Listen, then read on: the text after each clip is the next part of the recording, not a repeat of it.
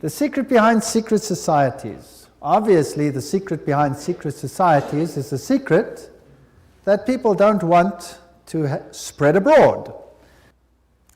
Revelation 17:4, and the woman was arrayed in purple and scarlet colors, and decked with gold and precious stones and pearls, having the golden cup in her hand, full of abominations and filthiness of her fornication. There's only one church in the whole world that uses a woman with a cup, and that is the Roman Church. And here is Città del Vaticano, using the woman with the golden cup, and she is called Fides on all their documents. Fides. Now, what does that mean? Fides. Well, let's go to a Masonic source, a very good Masonic source, written by Albert G. Mackey, the Manual of the Lodge.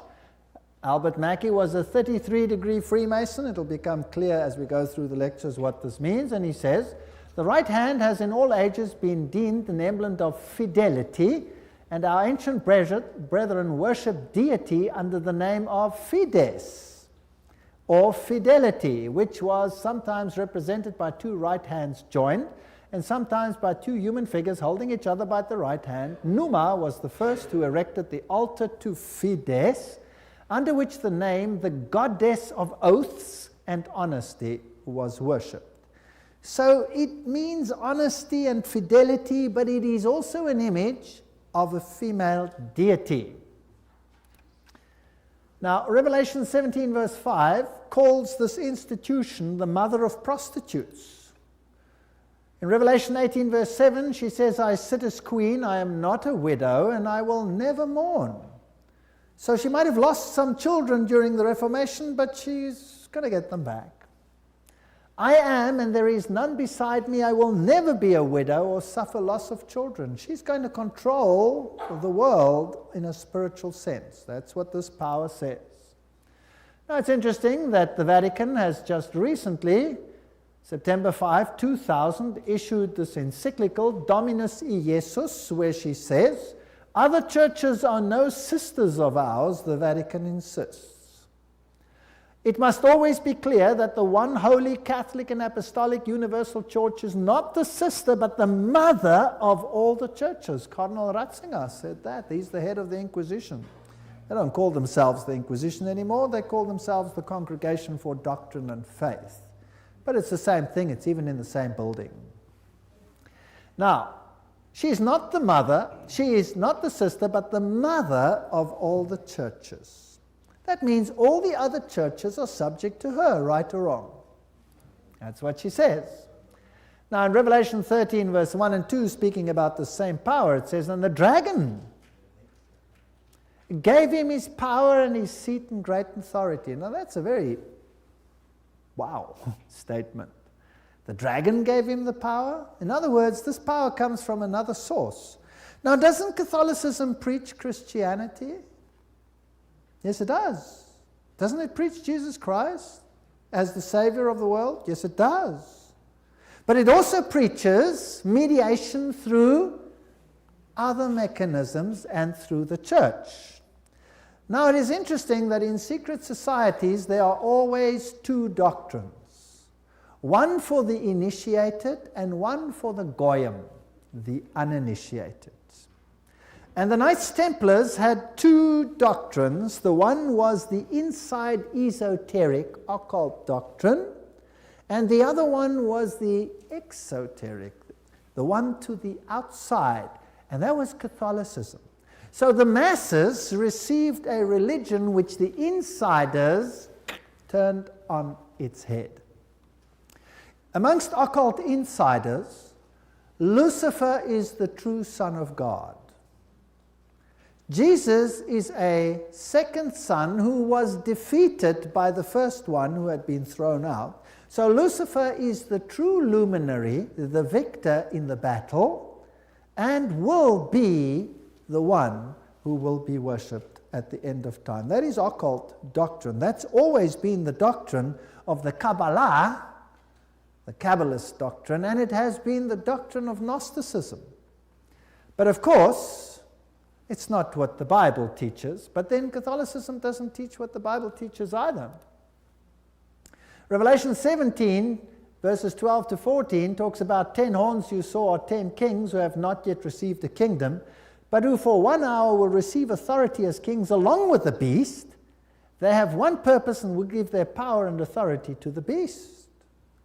And they will make war against the Lamb, but the Lamb will overcome them because he's Lord of lords and King of kings, and with him will be his called, chosen, and faithful followers. Now we're going to deal with the whole chapter of Revelation 17 at a later stage.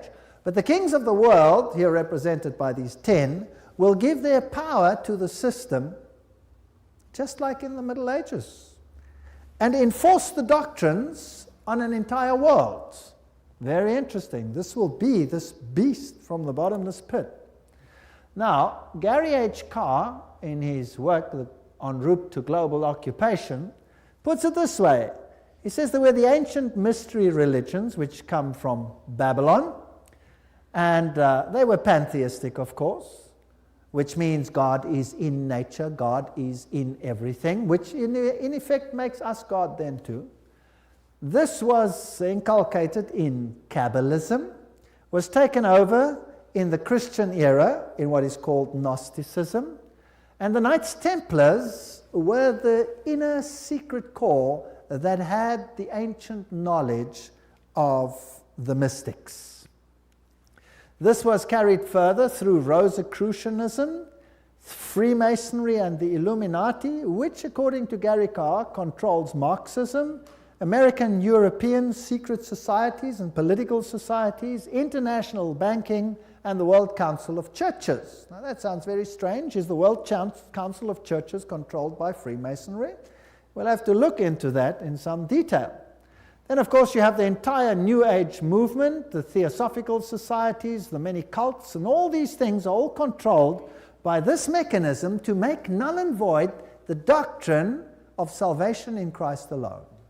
That will be the final battle. And in order to achieve this, this woman has concealed herself and has hid herself in a garb of Christianity, and people receive the Goyim doctrine and do not know what the inner core doctrine is. That is quite something. Well, if we look at 1 Chronicles 16, verse 26, for all the gods of the people are idols, but the Lord made the heavens, tells us that idolatry is quite something that's rife on the earth. And Nimrod, the Lord of heaven, Tammuz, the pagan Messiah, and Semiramis, the queen of heaven, these find their origin in Babylon. And if you go through all the religions that were propagated in Lebanon, Phoenicia, Babylon, Assyria, Greece, Rome, Egypt, India, China, Mexico, Scandinavia, you have only this same picture under different names: Baal, Tammuz, Ashtoreth, El, Bacchus, Astarte, Belus, Tammuz, Rhea, Ishtar, Ninus, Hercules, Beltis, etc., etc. In Egypt, Ra, Osiris or Horus, Isis, Hathor, India, Vishnu, Krishna, Isi or Devaki, and so on and so on. Now, Romanism, the Roman Church, has taken this Trinity and made it Father, Mother, Child, which means that they must elevate the female to the point of deity. And we'll see how they did that and how they are doing that with the sanction of the Pope. So the true Trinity and the Roman Catholic Trinity are two different things. For the Goyim, it's Father, Son, and Holy Spirit. For the inner circle, it's Father, Mother, Child, which is none other than Baal, Tammuz, and Ashtoreth, if you want to take it back to those times. Jupiter is the god who is worshipped under Petrus, the rock. And Ubi Petri, where Peter is, there is the church. So here's another rock which takes the place of the true rock. Christianity and the secret societies, we could just summarize it as follows. The old Babylonian religion gave rise to Kabbalism. Via the Essenes and others, Gnosticism came into existence, and Gnosticism was founded by Simon Magus. This comes from no other source than History de la Magie and by Eliphas Levi. Wow, that's a high Masonic source. So Gnosticism, founded by Simon Magus. Then this Gnosticism, with its secret doctrine, was eventually, over time, through many intermediary organizations, carried over to the Knights Templars. And the Knights Templars were a group of a Roman Catholic order, if you like, that were set over the temple site to protect it. And they had strong links to Islamic societies, the Ismailis, the Karmatites, the Fatimites, the Druzes, and the Assassins. And these are very, very interesting, and we'll be dealing with them when we talk about the Islamic connection, what the secret societies actually teach. Just like the Templars had two doctrines, one for the Goyim, the uninitiated, and one for the insiders, and the two diametrically opposed to each other, so the secret societies of Islam do exactly the same thing. But that's another lecture. Now the Templars, they had their secret inner information inculcated in the Rosicrucians and the Jesuits. The Jesuits, again, formed and created Freemasonry. And Freemasonry was created as the Protestant arm of the Roman Catholic Church. Unbeknown to them, beguiled, fooled, if you like, into doing the work that Rome wanted them to do, so that Rome could sit in the background while Freemasonry did it for them. And then it wasn't them, it was them. And it was mainly Protestants that were doing it, and not Rome. Very clever. Very, very clever indeed. So now let's have a look at these Knights Templars. Here are some of the representations.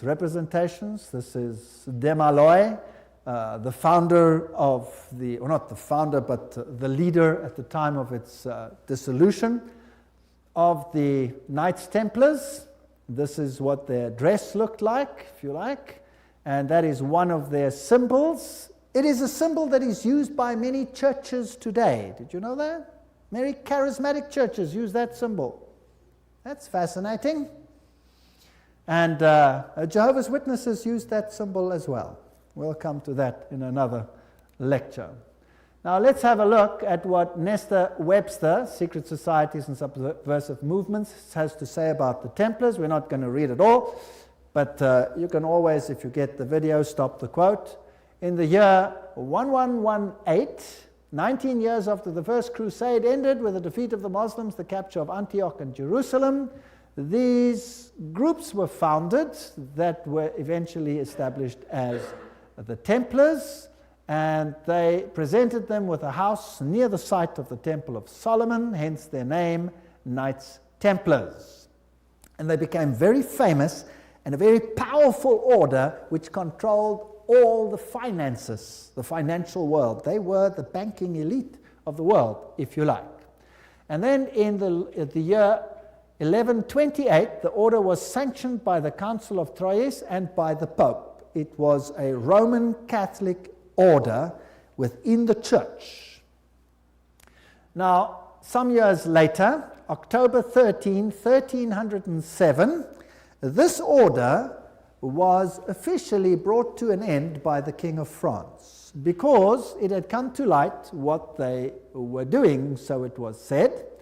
The King of France, Philippe le Bel, had the Templars arrested, and the date was Friday the 13th, October 1307, and since that day, Friday the 13th is a day of bad luck for the entire world.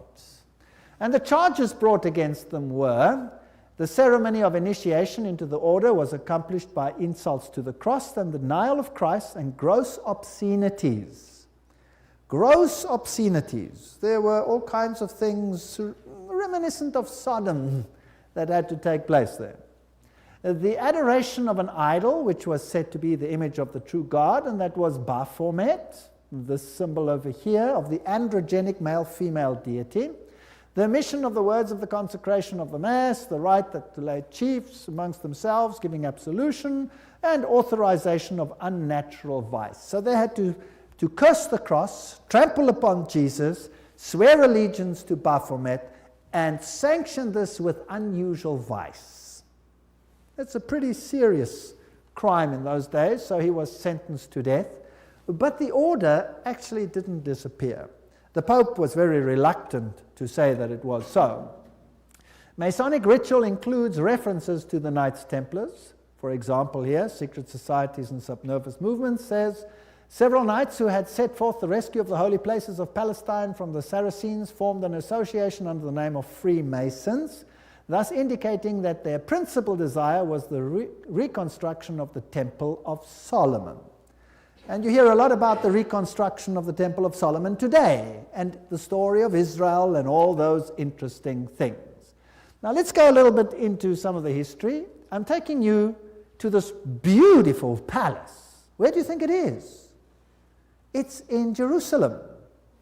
And it's Notre Dame Vatican. And this is where the Pope has his representation in Jerusalem. It's a palace for a king. There's the Vatican flag flying outside.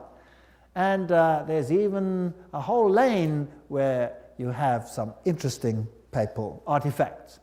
Now in Jerusalem, I went to look up the site of the knights.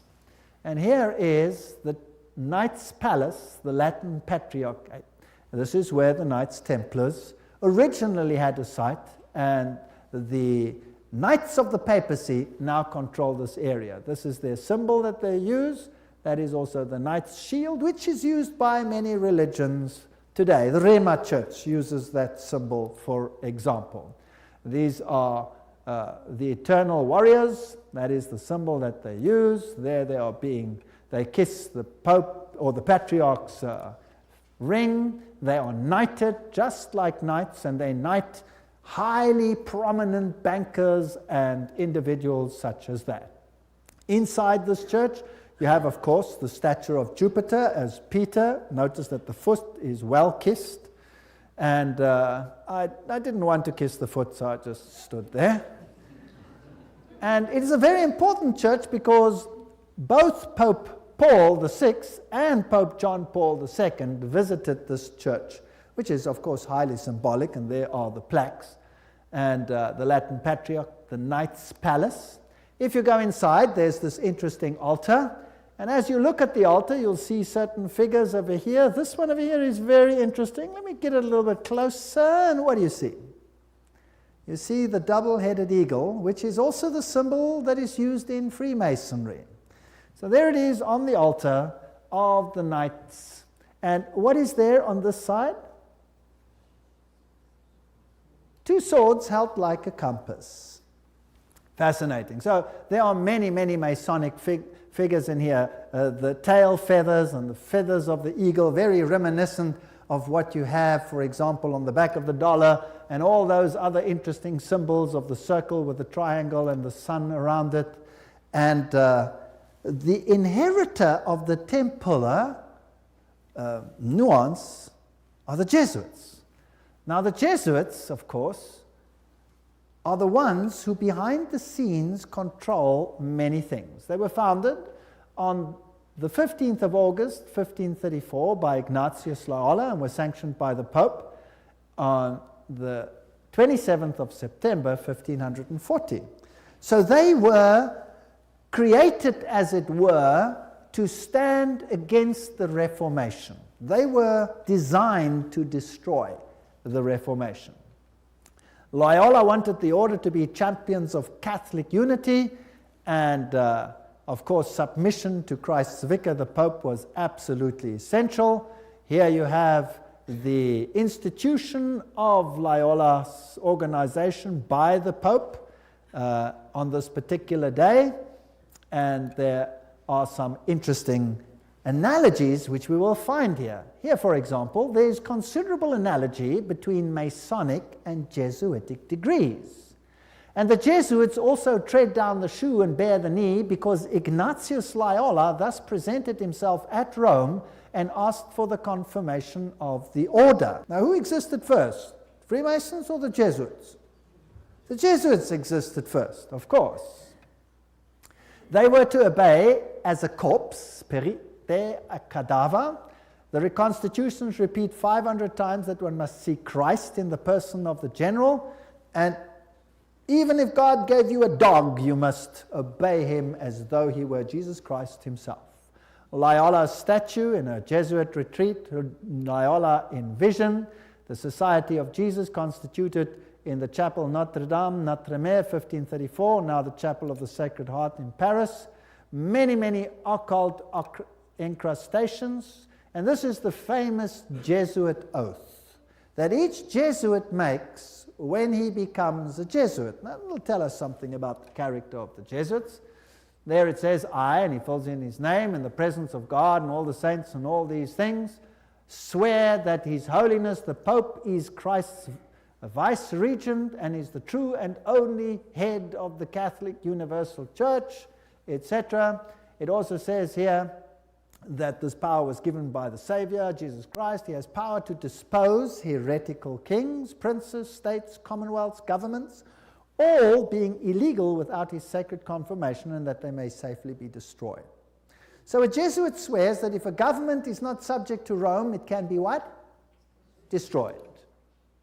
I further declare that I will help and assist and advise all or any of His Holiness's agents wherever I shall be, and do my utmost to extirpate the heretical Protestant or liberal doctrines. Liberal doctrines are doctrines where you decide what you believe. You take the liberty of making your own choice rather than allowing the Pope to do it for you. And that will be destroyed, and all their pretended powers. And that it doesn't matter where you send me in the world, I will obey. And I promise that I will have no opinion of my own. I will obey like a corpse. And I will make war, secretly or openly, against all heretics, Protestants, and liberals, as I am directed to do, to extirpate and exterminate them from the face of the whole earth.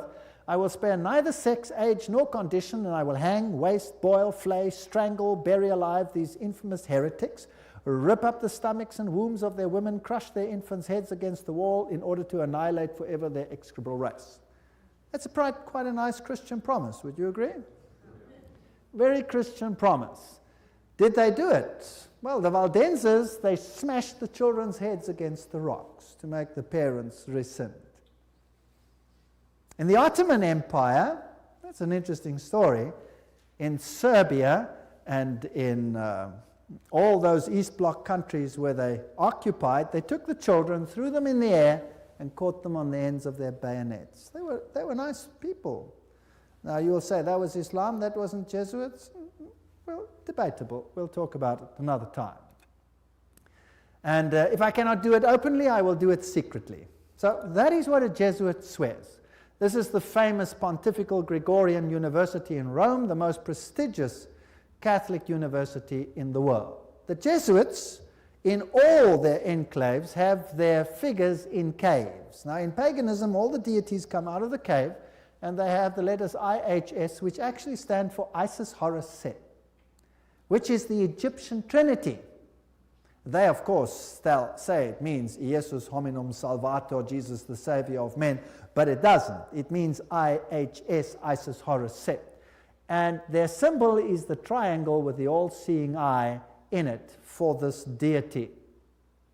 They also use the pillar, the stela, if you like. They have the symbol of the triangle with the eye in a circle, which is also the symbol used in the New Age movement. And we saw that Gary Carr says that Freemasonry controls the New Age movement and the Jesuits control the Freemasonry, or created it. This is the University of the Jesuits in Prague. On top of it, they have Atlas, not Jesus Christ.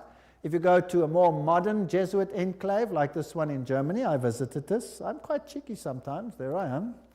And took a picture, and inside they have this picture of Christ. This is not Christ. This is Atlas, holding the world on top of his shoulders, disguised. They have these symbols up against the wall. There, this symbol is the symbol of Hermes. If you take away the cross, then you have the symbol of Isis. This is paganism at its best. And these symbols over here are nothing. Here it is, Jesuit Kirche, when it was built, etc. And their symbolism, Maria, the M is the Masonic M, the triangle, Ria, the goddess. Here is a church in Germany, a cathedral. Inside you will see this circle with a cross in it, the crossed swords, symbol of all symbols used also in Freemasonry. Now if you go back to ancient Assyria, that was a very prominent cross. It was the Maltese cross. It comes from ancient paganism. They have the symbols of the star over here, two stars one over the other, or two crosses one over the other. They have the compass, they have the moon with a disc in it or a star in it, which is the symbol that Islam uses, for example. They have the solar calendar and the triple crown. All of these are used by the papacy. Upside down crosses represent victory over Christ. Hammers and compasses and sickles, these are symbols that are prevalent in the world. There's Jesus standing above the skull and crossbones, which is a symbol of Jupiter, the god Jupiter, who is a symbol, of course, who is Lucifer. Upside down crosses again. This is a very important cathedral in Europe, in Germany, where all the political leaders come together. If you go there, you will have Janus, the two-headed one. And then you have the statue so-called of David, but of course it isn't David, it is the god Pan, because he has a pan flute in his hand, and David didn't play a pan flute. So I went to look for the dark side of Pan, because there's a light side and a dark side, and I found him. There he is, the hoofed one in the same cathedral. So they hide their occult symbolism. If you enter into the hallway, you find this over here. This is the god Anubis. It's got nothing to do with Christianity. There you have him as well, plus you have the phoenix rising from the ashes, plus you have the symbol of Jupiter, and a whole host of other symbols over there. And in their side chapel, you have all the signs of the zodiac serving the various deities like Mars and Aquarius, etc. And the doorknob is a yin-yang. This has nothing to do with Christianity. They use the symbol of the compass and Jupiter and the PX symbol over there, which you will find in virtually every single Christian denomination upon the face of the earth. The phoenix rising from the ashes, the peacock, all symbols of Lucifer. Here you have the PX with a circle with a dot in it, and you say to yourself, but isn't that a symbol of Christianity? No, this is a symbol of Horus. This has got nothing to do with Christianity. They use pine cones. Let's ask Albert Mackey, 33-degree Freemason, to tell us what the symbol means. The point within the circle is an interesting and important symbol in Freemasonry. The symbol is really a beautiful but somewhat abstruse allusion to the old sun worship, and introduces us for the first time to that modification of it among the ancients, the worship of the phallus. So it's a pretty filthy symbol at that. It deals with male organs. Wow. So that comes from the horse's mouth. So that's what it means. Now what's the PX mean? Let's go to the best Masonic source in the world, Morals and Dogma, page 292. And in case you don't believe me, I photocopied it so that you can see it. There you can see the symbol. Can you see that? It is the staff of Osiris. On the medal of Constantinople, in hoc signat eris, whatever the inscriptions. And then some other interesting things. So this is the staff of Osiris. And then it goes through the mystic Tau and the crosses and the stars of David. And then he uses this one as well. Interesting symbol. He says the vestment of the priest of Horus were covered with these crosses. That's a Maltese cross. Remember that I showed it to you on the Assyrian king? Now, who wears that on his vestments? Well, let's have a look. Oops, there it is. Who's wearing it? The Pope is wearing it. So what is he? He must be the priest of Horus. So to the outside world, it seems like Christianity, but to the inner circle, it's occultism. On the floor of the cathedral in London, you have the tricolour, which is the triple yin-yang. And what does that mean? Well, let's go and ask the sources themselves. Celtic version of the yin-yang. That's what it is. The tricolour, the sea, good luck, cauldron, Celtic goddess, the goddess of wisdom and witchcraft. Who was enthroned in the French Revolution? Goddess of reason. witchcraft, reason, all these things, same deity. On the floor of the same cathedral, you find the mystic Tau. What does the Tau represent? Let's ask another Mason, Ward. He says it's the symbol of the male creative side of the deity, sign language of the mysteries. So again, it has a sexual connotation. What's it doing on the floor of a cathedral? So the Jesuits are the heirs of the occult religion, and they control the world through their agencies. They stand in the background, create sub-organizations, and everybody thinks they are not active. Let's ask them themselves what they believe. Here is the history of the generals of the Society of Jesus. These are all the generals, starting with Ignatius Loyola. They're all listed down there. We don't have to go through them all the way through to the present one that rules now, whose name is Peter Hans Kolvenbach. Nice German name. It's interesting that the Germans are very prominent in this. Peter Hans Kolvenbach is the head of the Jesuits. Cardinal Ratzinger, another German, is the head of the Inquisition. They seem to be pretty much in control. What does he look like? There he is, Peter Hans Kolvenbach. You're looking probably at one of the mightiest men on the earth today, if not the mightiest. He's the Black Pope. Here you have the cave of Loyola. Here you have George W. Bush and the Pope in audience with each other. And they don't do anything by chance. They just happen to do this exactly under that picture I showed you, where Loyola receives his commission from the Pope. Now, the ceremony of induction and the extreme oath of the Jesuits, Library of Congress, catalog card, there it is. You have been taught to insidiously plant the seeds of jealousy and hatred between communities, provinces and states that were at peace, and incite them to deeds of blood involving them in war with each other, and to create revolutions and civil wars in countries that were independent and prosperous, cultivating the art and the sciences and enjoying the blessings of peace, to take sides with the combatants and to act secretly in concert with your brother Jesuit, who might be engaged on the other side, but openly opposed to that with which you might be connected, only that the church may be the gainer in the end, in the conditions fixed in the treaties for peace, and that the end justifies the means. Whoa! This is Hegelian science. Two opposing viewpoints, dialectic thinking.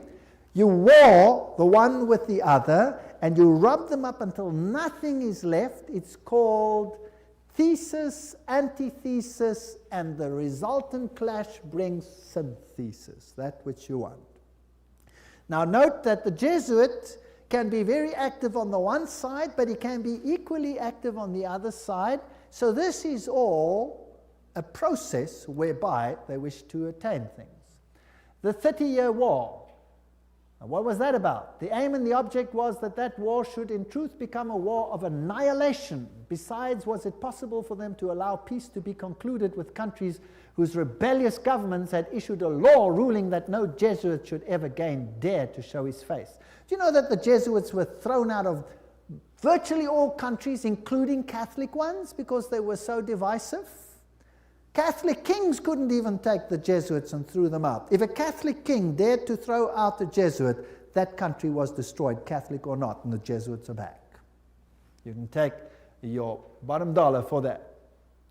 So, the frightful responsibility for this terrible 30 Years' War must rest upon the Emperor Ferdinand II and his teachers, rulers, and bosom friends, the sons of Loyola. Every single thing I'm saying is a quote. Popery, an enemy to civil religious liberty. In 1550, Pope Julius declared his claim to universal temporal political power, evidenced by a new coin he issued, its motto having read, "The nation and kingdom that will not serve me shall perish." Now please note that this is a Roman Catholic statement, that the nation and the kingdom that does not serve the papacy will perish. What does that mean in terms of Protestant countries then? Are they going to be in trouble, yes or no? I would say yes, they will be in trouble. Thomas Aquinas, the great philosopher of the Roman Catholic Church, said, "The Pope by divine right has spiritual and temporal power as supreme king of the world. The Pope of Rome, as head of the papal government, claims absolute sovereignty and supremacy over all the governments of the earth." All the governments. All these quotes are highly potent quotes. There is nothing mediocre in these quotes, and they come from the highest sources. The right of deposing kings is inherent in the supreme sovereignty which the popes as vice-regent of Christ exercise over all Christian nations. Cardinal Henry Manning, 1892, he was Archbishop of Westminster. So, he is in control of all nations of the world. Now, it's interesting that the Bible tells us that these words were put on the Christ's cross at the crucifixion.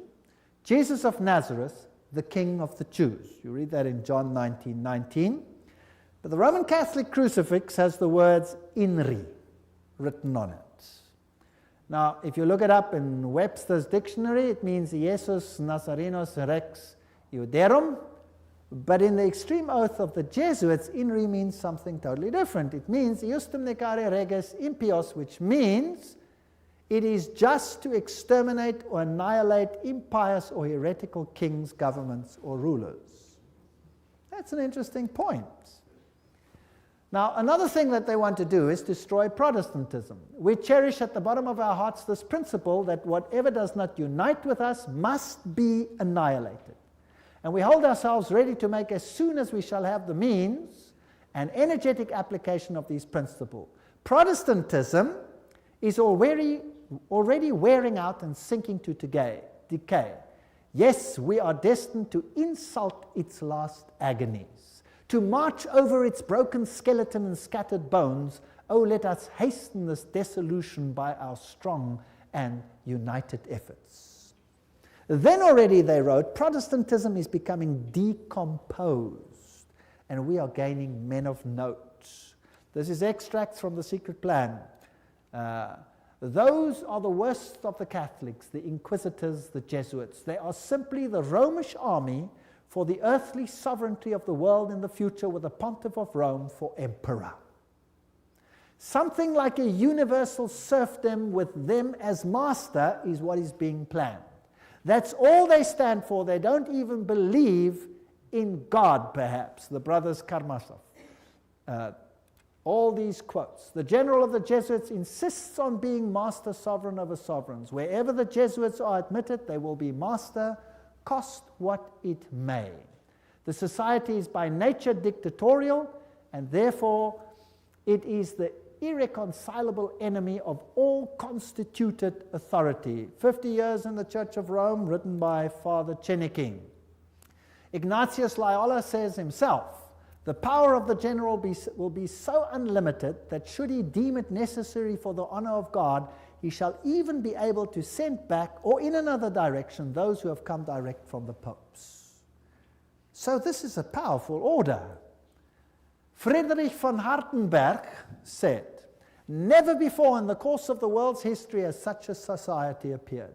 The old Roman Senate itself did not lay schemes for world domination with greater certainty of success. They want world dominion, with the Pope enthroned as the universal ruler.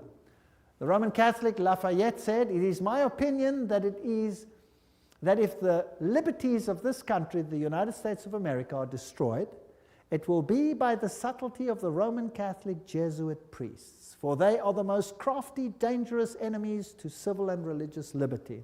They have instigated most of the wars of Europe.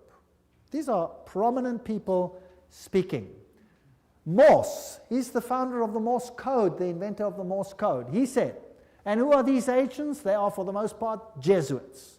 An ecclesiastical order proverbial through the world for cunning, duplicity, and total want of moral principle, an order so skilled in all the arts of deception that even in Catholic countries, in Italy itself, it became intolerable and the people required its suppression. That's another prominent man. Archduke Maximal Francis said, They have so constantly mixed themselves up in the court and state intrigues that they must in justice be reproached with striving after universal dominion. And we could go on and on and on. This is a very interesting one. This is Michelangelo Tamburni, 1720. This is the Jesuit of the general of the Jesuits, the general speaking to the Duke of Brancas, and he said the following: "See, my lord, from this room I govern not only Paris but China. Not only China but the whole world without anyone knowing how 'tis managed." Interesting. This is what the Jesuits themselves had to say. The Pope's confessor has to be a Jesuit. And the Pope himself has to come to a Jesuit to confess. The Vatican Empire, everything I say is a quote. This here is Jean-Baptiste Janssen. He ruled from 1946 to 1964, and he looks like a charming gentleman, very cheerful. But nevertheless, you can see that this photograph was taken from the Saturday Evening Post, 1959, and this is what he is in command of. And now we will want to deal with these issues in the next session. He controls the following secret societies: the Sovereign Military Order of Malta. So he is in control of the Knights of Malta. The Scottish Rite Shrine of Freemasonry, the Order of the Illuminati, the Knights of Columbus, the Knights of the Ku Klux Klan, B'nai B'rith, the Nation of Islam and its private army called the Fruit of Islam, the Mafia Commission, Opus Dei, along with a host of lesser brotherhoods.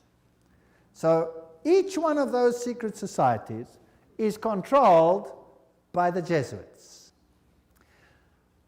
Persecution of the Catholic Church in Germany has been directed only against those elements which did not entirely submit to the ever-increasing centralization of authority in church and state. So sometimes it looks as if even the Catholics are suffering, but only those Catholic groups that are not totally submissive to this system will be subjugated. Some Catholic orders were actually opposed to the Jesuits. They were killed, they were wiped out. In the French Revolution, the Dominicans had taken over the Inquisition from the Jesuits. Boom, they were zapped. And the Jesuits took it back. Its objective was, and is still, to destroy the effects of the Reformation and to re-establish the Holy Roman Empire of the German nation. A greater Germany, in other words, must be made again the center of a revived Holy Roman Empire. Leo H. Lehman, 1942, an American historian, said that. Isn't it fascinating that the Russian president, or a Russian president, let me put it that way, and many political leaders have given the assurance that Germany will once again play a greater role in the new Europe today? Isn't it also fascinating that it was a Jesuit priest, Father Stempfler, and not Hitler, who wrote Mein Kampf?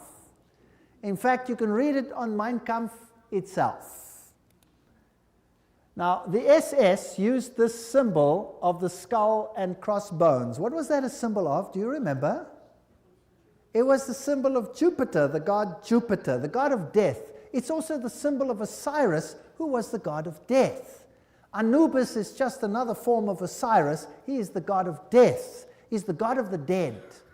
But Jesus says, I am the God of the living. I am not the God of the dead. I'd rather serve the God of the living. The SS was organized by Himmler according to Jesuit order principles. The rules of service, spiritual exercises prescribed by Ignatius Loyola constituted a model which Himmler strove carefully to copy. Absolute obedience was the supreme rule. Every order had to be executed without comment. Every single statement is being read from a reputable source. Again, in that wonderful book, The Great Controversy, we get an idea of the Jesuits. Throughout Christendom, Protestantism was menaced by formidable foes. The first triumphs of the Reformation passed, Rome summoned new forces hoping to accomplish its destruction. At this time, the order of the Jesuits was created. Notice what this quote says. The most cruel, unscrupulous, and powerful of all the champions of popery, cut off from every earthly tie and human interest, dead to the claims of natural affection, reason, and conscience, wholly silenced, they knew no rule, no tie, but that to their order, and no duty but to extend its power. We don't have to read the whole quote. But they made it their business to destroy Protestantism. The Jesuit order, therefore, stands before us as the embodiment of a system which aims at temporal political domination, and that over the whole world. You will say to me, surely China will not be subject? Well, we already read a quote by the Jesuit general himself where he says he controls China. Who controls communism? The Jesuits created it, and therefore they controlled it. They practiced it in their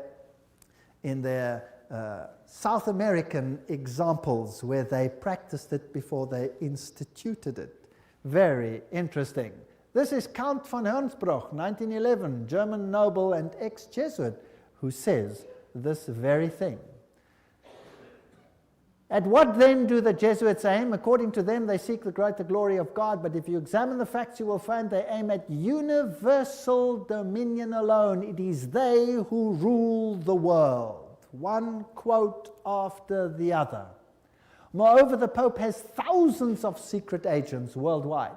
They include the Jesuits, the Knights of Columbus, the Knights of Malta, Opus Dei, and others. The Vatican's intelligence service and its field resources are second to none. Even Dave Hunt, American Baptist historian, says that. So, let's have a look at some of these institutions. Let's have a look at Freemasons. The Grand Design Exposed says, the truth is the Jesuits of Rome have perfected Freemasonry to be their most magnificent and effective tool, accomplishing their purposes among Protestants. Now surely the members of Freemasonry themselves must be deceived, because if they saw it, they wouldn't do it, right? So actually, the order is being used and they themselves are deceived. And only within the order, higher up, are those chosen ones who know, and they are controlled by the Jesuits for Rome. Very clever. Very clever. To make Protestantism do what you cannot do openly because you have been fingered by Protestantism as the Antichrist. So this is very interesting. This is a Templar fortress and a church on the island Mallorca, Spain. And there again you have the double-headed eagle, and you can go to virtually any church on that island and you will find the double-headed eagle over the altars of these churches. As I've said, Adam Weishaupt was the father of Jacobinism, and he is the one who is also the founder of the Illuminati. From the Jesuit college at Ingolstadt, it is said to have issued the sect known as the Illuminati of Bavaria, founded by Adam Weishaupt. Its nominal founder, however, seems to have played a subordinate, though conspicuous role in the organization of the sect. You see, again, they use a front and a front and a front. Now, here are two Jesuit generals. This one over here is General Ricci, and this is General Ledochowski. And very interesting, this one over here, 1773 to 1840, he ruled during the order's suppression. Now notice this, the Vatican itself suppressed the Jesuits between 1773 and 1814. What happened to the Vatican in that time? There was a mortal wound, and the Pope was taken into exile and he died. Isn't that correct? So who gave the mortal wound to the papacy? The own order in the own church. Power struggle. And he created, in his time, the Illuminati was created through Weishaupt. And, of course, is also the father of modern communism, who with his Jacobins conducted the French Revolution. Years later, Jesuit General Ledochowski with his Bolsheviks conducted the Russian Revolution in 1917, and it's identical to the other revolution. And I will deal with that when I give a lecture on revolutions and wars and dictators later in the series. France's greatest authority on the Jesuits, Edmond Paris, said, "The Russian Revolution, by eliminating the Tsar, protector of the Orthodox Church, had it not decapitated the great rival and helped the penetration of the Roman Church? We must strike while the iron is hot." The famous Russicum, Russian College of Rome, is created in 1929, and its clandestine missionaries will take the good news to its schismatic country. 1 century after their expulsion by Tsar Alexander I, the Jesuits will again undertake the conquest of the Slav world. And did the poor Slavic world suffer? They were slaughtered by the millions. History will show what happened there when Stalin, probably one of the greatest mass murderers of all time, did his thing. Frederick the Great, so-called, of Prussia, caused the high degrees of Masonic constitutions of the ancient rite to be revived, and he himself wrote the constitutions under the guide of the Jesuit general. Encyclopedia of Freemasonry, Albert G. Mackey says that himself. Very interesting. And now notice this. This is a source that's unbelievable. This is Isis Unveiled by Blavatsky herself, the author of Secret Doctrine. She says that the rites are the offspring of the sons of Ignatius Loyola. The Scottish Rite and all of these worked under the instructions from the general of the Jesuits. So who controls Freemasonry? The Jesuits, there's no doubt about it.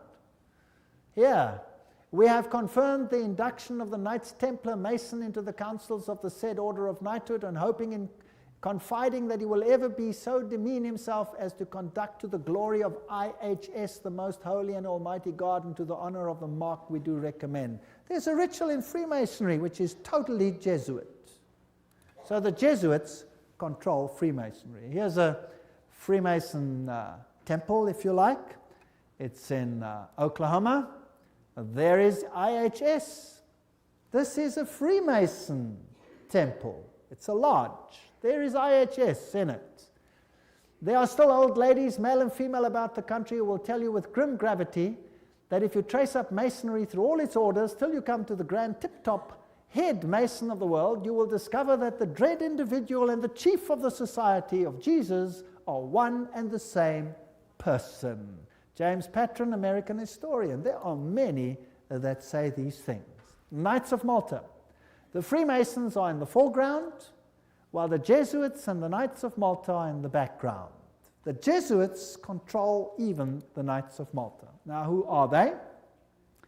Well, they are headquartered in Rome, these knights. They used to be on an island, but besides that, they used to be a military order. They are still a military order. They are knights. They control the banking of the world, the industry of military complexes of the world. They oversee Chase Manhattan Bank with all its branches.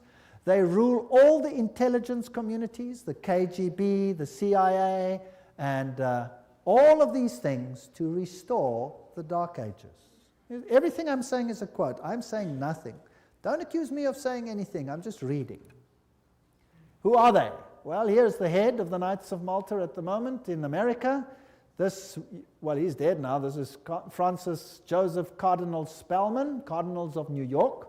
And their headquarters is St. Patrick's Cathedral, the diocese of the Archbishop of New York. There are the various ones. Here's Terence Cardinal Cook, then was Cardinal O'Connor, and currently Cardinal Archbishop of New York, Edward M. Egan.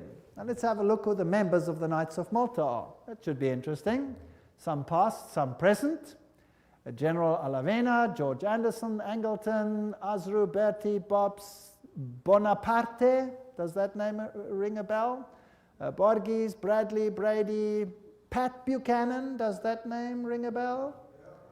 James Buckley, Prescott Bush, does that ring a bell? Frank Capra, William Casey, does that ring a bell? CIA, Cisnero, Cooks, Coughlin, Loach, Giscard d'Estaing, does that ring a bell? President of France, Bill Donovan, Alan Dulles, Avery Dulles, Edward Egan, that's of course the Cardinal himself, Franz Egon, John Farrell, Flanagan, Flynn, Gelly, Galen, Gorman, Grace, General Alexander Haig, does that ring a bell? Otto von Habsburg, wow. Conrad Hilton, Heinrich Himmler, he was at Knights of Malta. J. Edgar Hoover, FBI, CIA fame.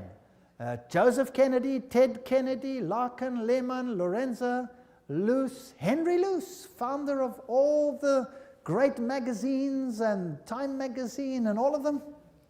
Great publishing magnate, MacDonald, Manhattan, you name them, all of them. O'Neill, Otis, Franz von Papen, the legate who worked with Adolf Hitler, Perón, Rocco. The list goes on and on and on. Frank Shakespeare, Martin Shea, even Frank Sinatra was a Knight of Malta for interest's sake. So there are prominent men who are Knights of Malta. Now what about the Knights of Columbus? The founder of the Knights of Columbus is Father Michael McGivney. He lived a very short time, and then he died. He was very young. He died at the age of 38. There is their emblem, and this is their official home webpage. You can just take it straight off, and you can see something fascinating. What is that? Hello? Do you remember what it is? A little bundle of rods that you also found in the French Revolution right there in the Manifest of Human Rights. What is it? Fasciae. And they've got a wreath around them. What does that mean? All power in one man. Who will that man be? Who do the Knights Columbus, founded by a Roman Catholic priest, want to see the power vested in? The Pope, of course. The Knights of Columbus, founded at New Haven, Connecticut, 1882. Then it was already considered 300,000 strong. Only Roman Catholics are eligible. It is initiative to service in 4 degrees. It's the heart and soul of politics. You cannot get into politics if you don't have the stamp of approval of these guys. The fact is well known to political machines and non-Catholic politicians whose candidates must receive the approval of Rome and the Knights before they dare nominate them for either dog pound or presidency.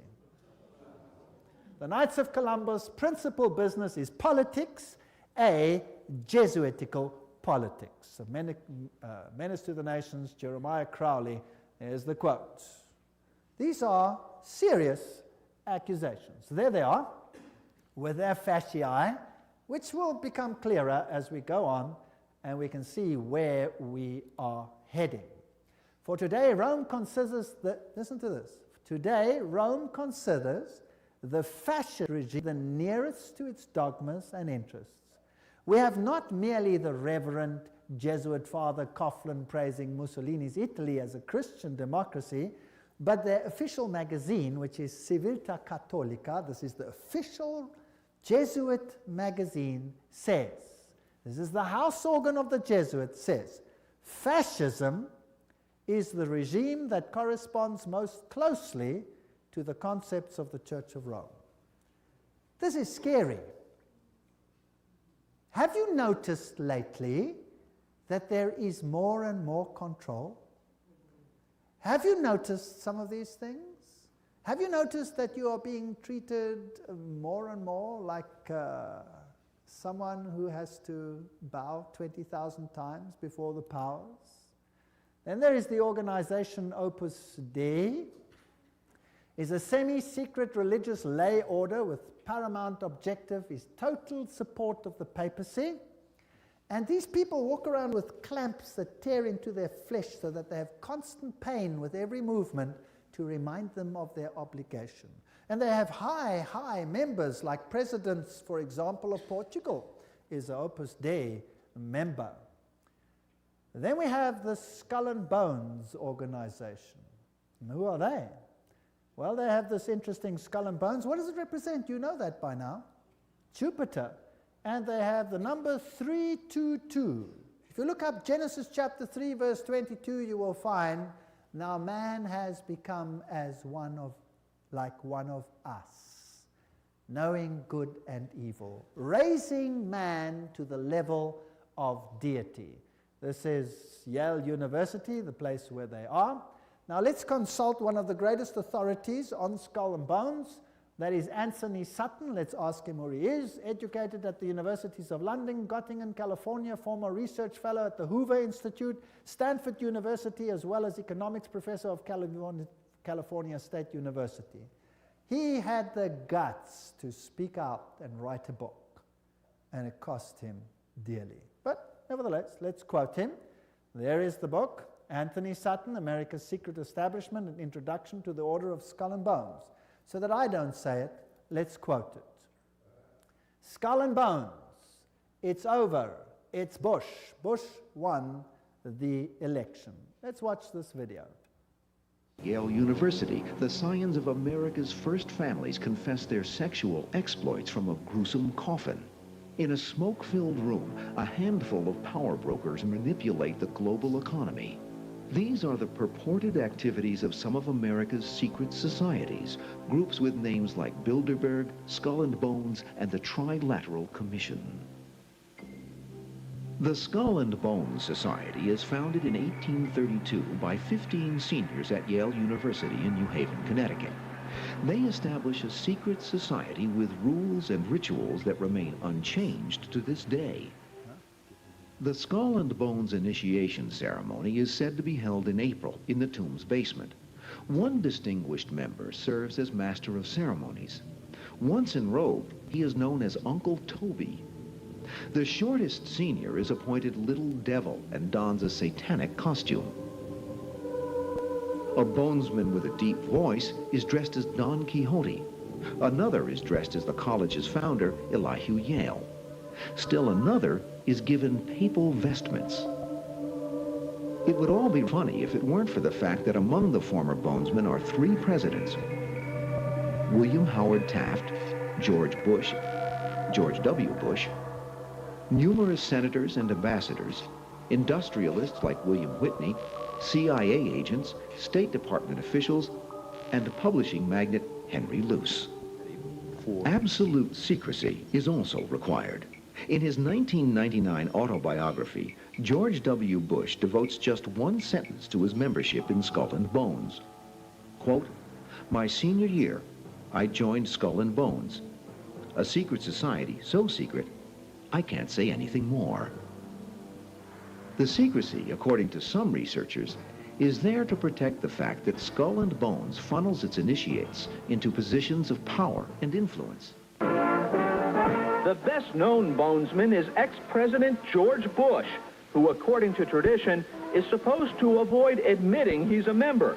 Mr. President, are you a member of Skull and Bones? American Journal got a similar response when we recently asked George Bush Jr., the governor of Texas, about his membership. Does it still exist? I mean, the thing is so secret, I'm not even sure it still exists. Okay, so you'll see that George W. Bush is a member. They lie in a coffin. They bow down before a papal figure, swear allegiance. They do all kinds of weird sexual things in a coffin, which I'm not going to explain what they do here. It's pretty vile. And these are the presidents of the most powerful countries in the world, and they belong to secret societies such as this. The order, what it is and how it began.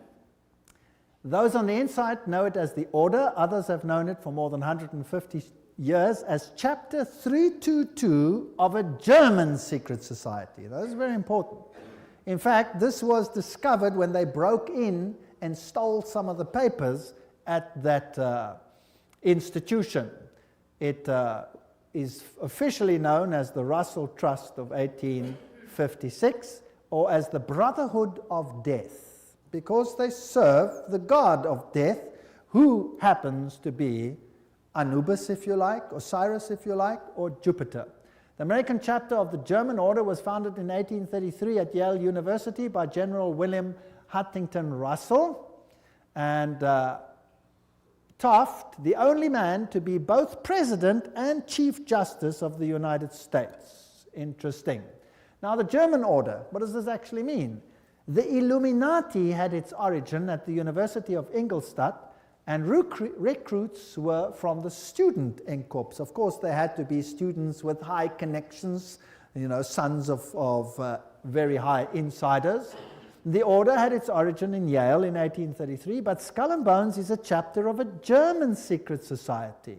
So, which organization does it represent?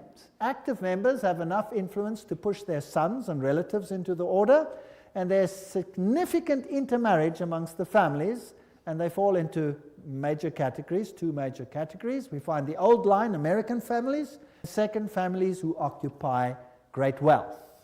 When he's initiated into the order, he says, tonight he will die to the world and be born again into the order, as he will henceforth refer to it. The order is a world unto itself, in which he will have a new name, and 14 new blood brothers also with new names. Now, there's also a British chapter which was established at Oxford University and All Souls College, and the British element is called the Group. So the Skull and Bones is not the only one. You have the Group, and then you have a European order as well. So the Group links to the Jewish equivalent through the Rothschilds, the Inner Circle, and so there is a worldwide secret organization which has the highest individual in industry, government, all facets of life. And they actually are the most prominent rulers in the world today. And if they are a chapter of a German society, then they are the Illuminati. And George W. Bush said that there are 1,000 points of light illuminating the world at the moment. It's interesting that the order writes many constitutions. The members write constitutions. For example, Archibald MacLeish, who is a member of Skull and Bones, or was, he wrote the constitution of UNESCO. Now, we're going to have to deal with UNESCO and find out what it's about. Churches, the Union Theological Seminary is under the control of Skull and Bones. A very interesting seminary. We'll deal with these in more detail in another lecture. Major establishment of law firms, communications and industry, the Federal Reserve, and all of these are controlled by the order. This is how Chapter 322 operates. There's a central inner core. Notice that this is actually the all-seeing eye, the wedge of the eye, but that's something else. There's an inner core, there's an inner circle, there's an outer circle, there's an Atlantic Circle, the Bohemian Club, notice there, Bohemian Club, part of Skull and Bones, Pilgrim Society, Penumbra Order, Chapter 322 of the Order, the Trilateral Commission. That's how it's put together. You could basically put it this way: Council of Foreign Relations, United Nations, Bilderbergs, Club of Rome, Royal Institute of International Affairs, and the Trilateral Commission, with the Illuminati controlling everything on the inside, forming basically the Round Table. Now, you saw that the Bohemian Club is part and parcel of the issue. Now, what is this Bohemian Club? Well, here's the Bohemian Grove. The August 2, 1982 edition of Newsweek reported, this is just another quote, the world's most prestigious summer camp, the Bohemian Grove, is now in session 75 miles north of San Francisco. It's in a forest. It's a fortress. But strangely, even fortresses can be breached, and one enterprising journalist managed to sneak in. The fiercely guarded 2,007 acre retreat is the country's extension of San Francisco's all-male, ultra-exclusive Bohemian Club, to which every Republican president since Herbert Hoover have belonged. This is just a quote. This is the Bohemian Grove ceremony, which was photographed or videotaped very darkly, of course, very secretly by one journalist, which caused a major furor. Now, you can see very little in this light, so I'll explain to you what's happening there. In this forest, the men appear naked. Naked. They have to walk around naked. In fact, some members have left the society because they're tired of walking around naked. Now imagine every president of the United States has been a member of the Bohemian Grove. And just imagine it. The priests are dressed in vestments, papal vestments, and they pay homage to an owl because the owl sees in darkness. It has illumination.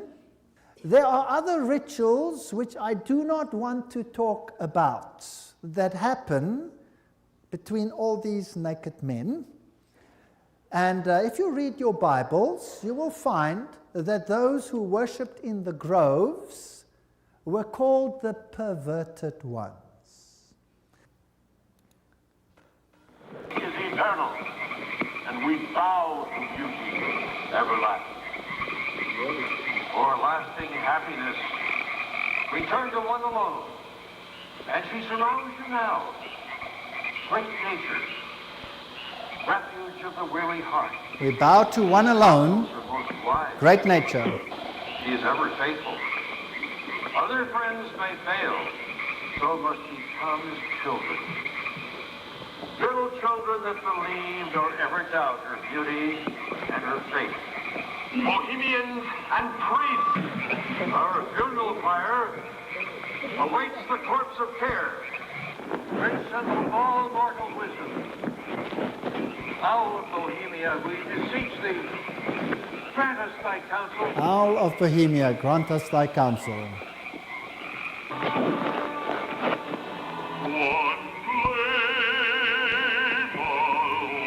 Well, that's just a part of the ritual, which shows that it is nature worship.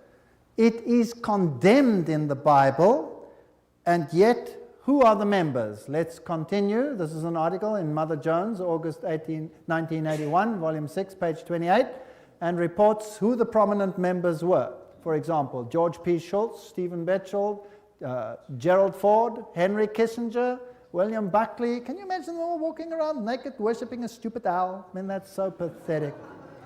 Fred Hartley, Griffin, Haywood, Coors, Teller, Ronald Reagan, Clausen, George Bush, William French Smith, etc., etc., etc. It is pathetic. Modus operandi of the order. The activities of the order are directed towards changing our society, changing the world, to bring about a new world order. This will be a planned order with heavily restricted individual freedom. That's fascism. And I will show you the papal encyclicals that will make your hair stand on edge as to what is going to happen all over the world. And believe me, I live in a country where it's being implemented. And you can see it happening every single day. It is scary. But you don't have to be afraid if you know why it's happening.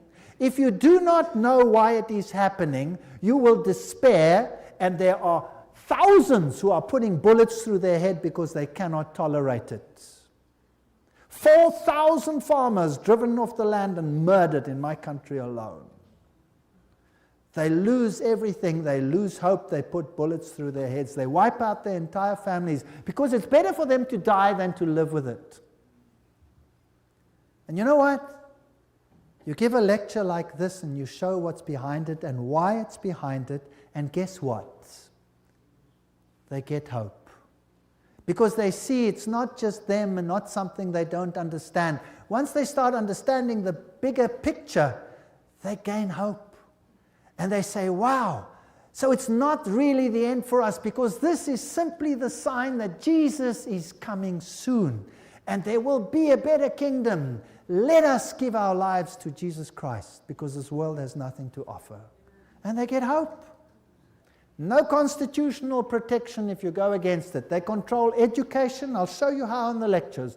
Money, law, politics, economy, history, psychology, philanthropy, medicine, religion, media. There is nothing that they do not control. And remember, they are neither left nor are they right. So if there are right-wing parties and left-wing parties, they control them what? Both. That's the Hegelian principle. That's Hegelian logic. Remember that both Marx and Hitler, the extremes of left and right, presented as textbook enemies evolved out of the same philosophical system, Hegelianism, that brings screams of intellectual anguish from Marxists and Nazis. Remember that the Jesuits were told that they must serve on this side and the other side. Remember that? And create conflict between the sides. This conflict of opposites is essential to bring about the change that they want.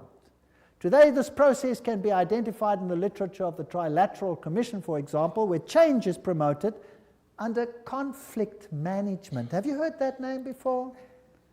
Right, conflict is essential. The state is absolute, so the state must have total control. That means the people must relinquish their rights to the state. Do you see that happening in the United States at the moment? Absolutely. So, the state requires complete obedience. An individual does not exist for himself in these so-called organic systems, but only to perform a role in the operation of the state. That's exactly what it was like under Nazism. Here's Hegel. The two, Hegel and Kant, are the philosophers behind the system. I was stunned. I was in Europe 4 weeks ago, in Germany, and the leaders, the presidents of Germany, went down and put down wreaths in front of these people's graves and said, their philosophy has made the new Europe possible. They honored them. What a terrible, I would almost say satanic, well, why not just say it, philosophy. The Illuminati principle that the end justifies the means is also the principle of the group and the order, which is skull and bones. That means you can do anything, no matter how dastardly, as long as you achieve your aim. There's an outer circle, an inner core, all of these. Council of Foreign Relations is the outer circle, Trilateral Commission, all of those. Trilateral Commission was founded by David Rockefeller, comprises 200 members worldwide. The Bundy operation, activism towards a new world global order. George W. Bush, who was a member of Skull and Bones, remember, says that it's a big idea, a new world order where diverse nations are drawn together in a common cause. Only the United States has both the moral standing and the means to back it up. So, do you think they're trying to get all the countries of the world to come into this system, yes or no? Do you think it's possible that they are giving their power to a woman who rides them? Does it look like it? Who controls them? The Jesuits. And who do the Jesuits say all power must be under? The Pope. Isn't that correct? All right. So who do you think would clamor for a new world order more than anyone else? Maybe the Pope. Wouldn't that be interesting? Well, here he is. New international order urged for the sake of peace. When? January 3, 2004. His whole New Year's speech was dedicated to asking for the implementation of the New World Order. Vatican City, January 1, 2004. John Paul II started the new year by insisting that peace is possible and thus a duty, and he called for a new international order. CNN, what did that have to say? Pope calls for a new world order. Thursday, January 1, 2004. Vatican City, Pope John Paul rang in the new year on Thursday with a renewed call for peace in the Middle East and Africa and the creation of a new world order based on respect for the dignity of man and equality amongst nations. What did he say? This year, Pope John Paul directed his thoughts to the continuing conflict around the globe, but he stressed that to bring about peace, there needs to be a new respect for international law and the creation of a new international order based on the goals of the United Nations. He called for an order that is able to give adequate solutions to today's problems based on the dignity of the human being. This is human rights. on an integral development of society, on solidarity amongst nations, rich and poor, on the sharing of resources and the extraordinary results of scientific and technical process. You know, sharing of resources. Have you heard of that before? Well, there's another term for it. It's called redistribution of wealth. Have you heard of that before? Right. Now let me redefine that for you. To redistribute wealth means to take the wealth from the one who has it and give it to one who has not got it. Is that correct? Now if you do that, which nations of the world will be hardest hit? The Catholic ones or the Protestant ones? The Protestant ones are the rich nations. Everywhere you can draw a line. Now I will show you in the lectures that come that there are encyclicals which define how the redistribution is to take place. And how it is happening and how the encyclical says it should take place is what I can see happening in my country without the government lifting a finger against it. It is defined by need, as we will see. Now, there's another word for taking from one who has and distributing it to someone who does not have. It's called theft. Stealing. Thou shalt not steal, says the Bible. The Pope in Rome says, thou shalt steal. He does.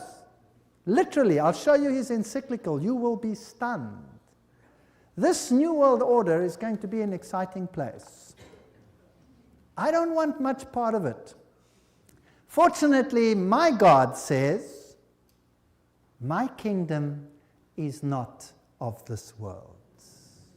If it were, they would fight for me. But it is not of this world. My kingdom is up there.